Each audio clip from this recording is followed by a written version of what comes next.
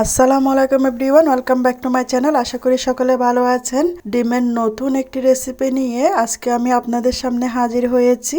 ডিমের এই অন্যরকম নতুন রেসিপিটি তৈরি করলে সকলেই চেটেপুটে খেয়ে নেবে। এটি খুবই মজার একটি রেসিপি। তো কি করে এই মজার ডিমের নতুন রেসিপিটি আমি তৈরি করেছি সেটি জানতে হলে পুরো ভিডিওটি না টেনে দেখতে হবে। তো একটি লাইক দিয়ে ভিডিওটি শুরু করা যাক।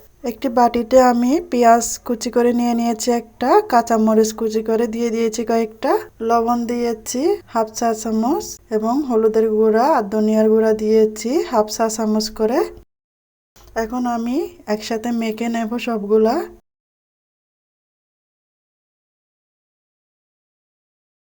এখানে আমি 2টা ডিম নিয়ে নিচ্ছি। ঠিক যেভাবে ডিমের অমলেট তৈরি করতে হয় সেভাবেই এই ডিমগুলোকে ভেজে নিতে হবে। তো সেজন্য 2টা ডিম নিয়ে আমি ভালো করে মিক্স করে নিচ্ছি।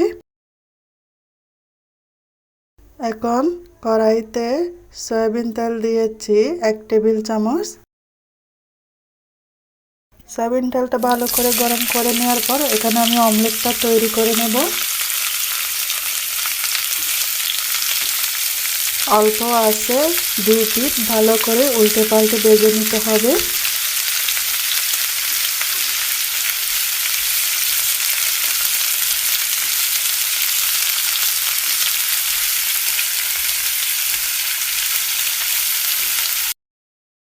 দুই পিঠ ভেজে নেওয়ার পর এই ডিমের অমলেটটাকে টুকরো টুকরো করে কেটে নেব। আপনাদের ফ্যামিলির মানুষ অনুযায়ী আপনারা টুকরোটা করতে পারেন বড় বা ছোট, অথবা ডিমের অমলেট 2টা তৈরি করতে পারেন। টুকরোগুলো আমি একটি বাটিতে নিয়ে নিয়েছি।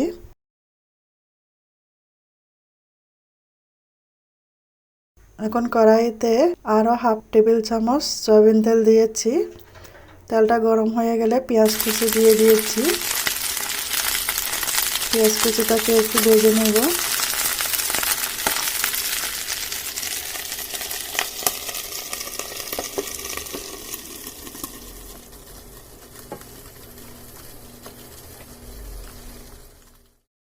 পেঁয়াজ কুচি ভাজা হয়ে গেলে এখানে আমি হলুদের গুঁড়া দিয়েছি 1 চা চামচ, লাল মরিচের গুঁড়া দিয়েছি হাফ টেবিল চামচ এবং ধনিয়ার গুঁড়া দিয়েছি 1 চা চামচ, লবণ দিয়েছি 1 থেকে 2 চা চামচ।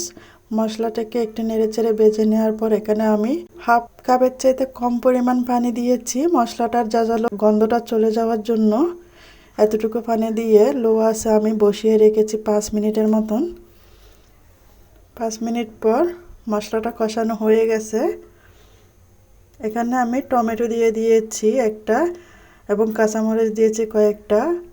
টমেটোটা অপশনাল। এই সিজনে যদি আপনি তৈরি করেন তাহলে টমেটোটা দিতে পারেন। যখন টমেটোর সিজন থাকবে না তখন যদি আপনি তৈরি করেন টমেটোটা না দিলেও চলবে। এখন আমি আরও হাফ কাপ পরিমাণ পানি দিয়ে কিছুক্ষণ রেখে দিয়েছি 5 মিনিটের মতন। 5 মিনিট পর মশলাটাতে বলক উঠে যাওয়ার পর আমি এখানে ডিমের টুকরোগুলো দিয়ে দিচ্ছি।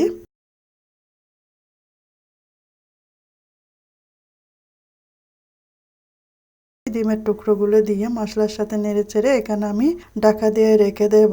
চুলার আঁচটা বাড়িয়ে দিয়েছি 5 মিনিটের মতন।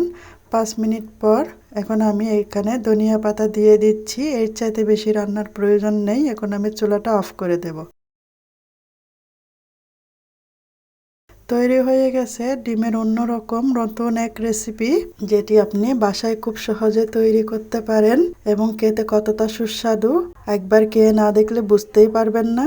তো রেসিপিটি যদি ভালো লেগে থাকে লাইক কমেন্ট শেয়ার করতে ভুলবেন না। আমার চ্যানেলটা সাবস্ক্রাইব করে আমার পাশে থাকার জন্য অনুরোধ রইল।